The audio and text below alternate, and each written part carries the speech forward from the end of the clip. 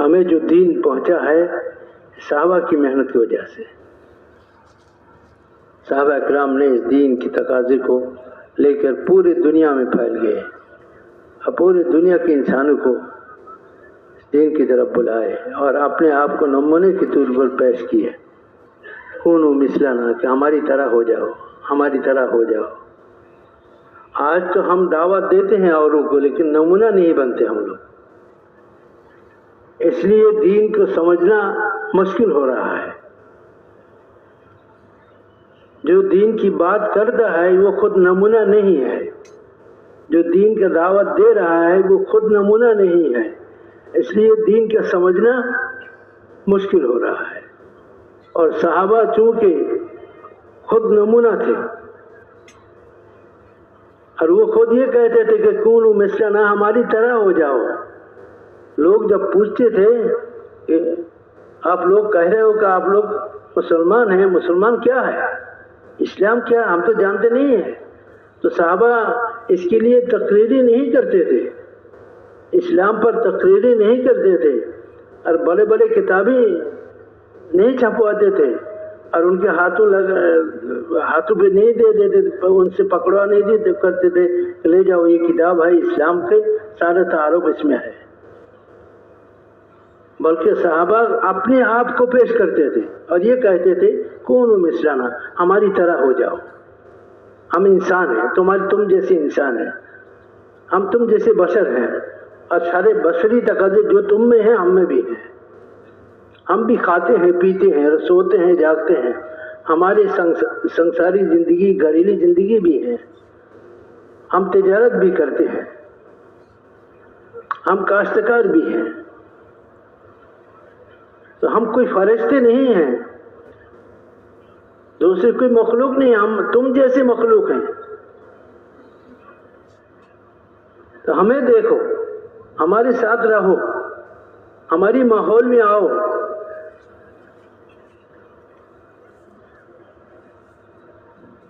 आज तो दोस्तों बुजुर्गों दावत हम भी देते हैं, लेकिन मुश्किल यह है कि हम खुद नमूना बने हुए नहीं।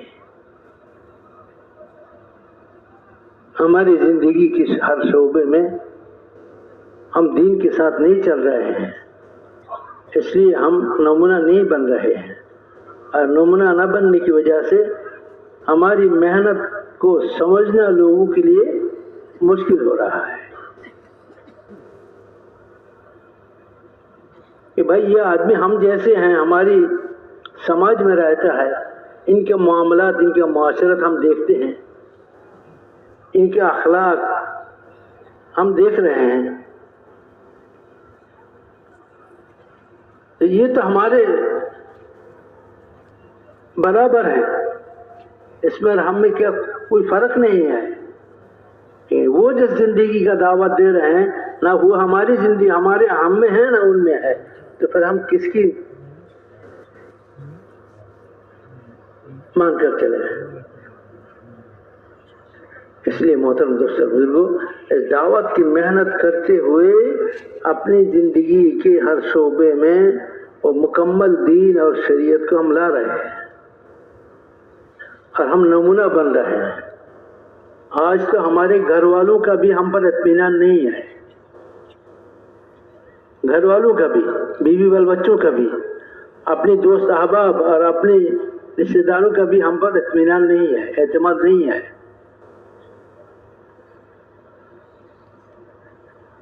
और सहाबा की जिंदगी पर तो गैर का भी एतमाद था, यहूदी का भी एतमाद था कि मैं अगर आप मेरी लड़की को उनके पास रख के जाऊं तो महफूज रहेगी। वो तिजारत के लिए जा रहा था दूर, घर में सिर्फ बीवी अकेला और अपनी नौजवान बेटी, तो बीवी ने मशवरा, बीवी और शौहर मिलकर मशवरा किया कि क्या करूं, नौजवान लड़की है, घर में अकेला रख के मैं जाऊं।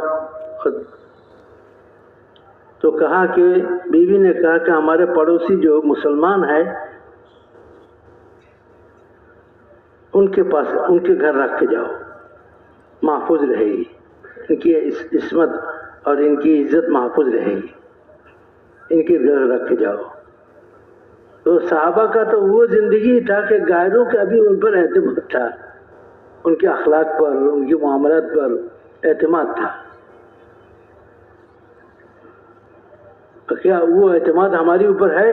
हमारे अपनों का, गैरों का नहीं है। हमारे अपनों का भी हम पर वो एतमाद नहीं है।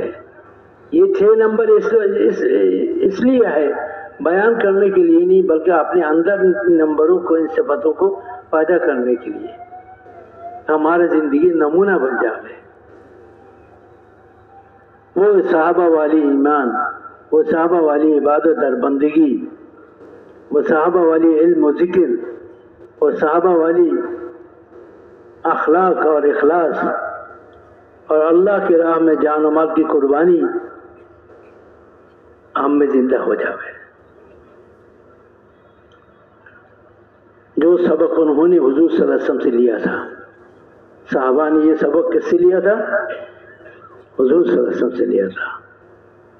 सबसे बड़ा मुरब्बी, सबसे बड़ा मुअल्लिम, सबसे शफीक मुअल्लिम रसूलुल्लाह सल्लल्लाहु अलैहि वसल्लम ने साहबा की तरबियत किया।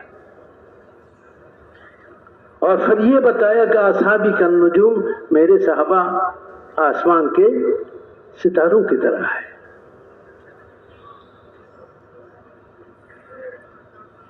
जिनके अभी इत्तिबा किया जाएगा, जिनके पीछे चलोगे तो तुम्हें राह मिल जाएगा, तुम मंजिल मकसद तक पहुंच जाओगे। ये सारे इज्तिमात और जोड़, इन चीजों से, इन मेहनतों से यही चाहिए जा रही है कि एक मजमुआ इस तरह तैयार हो जाए।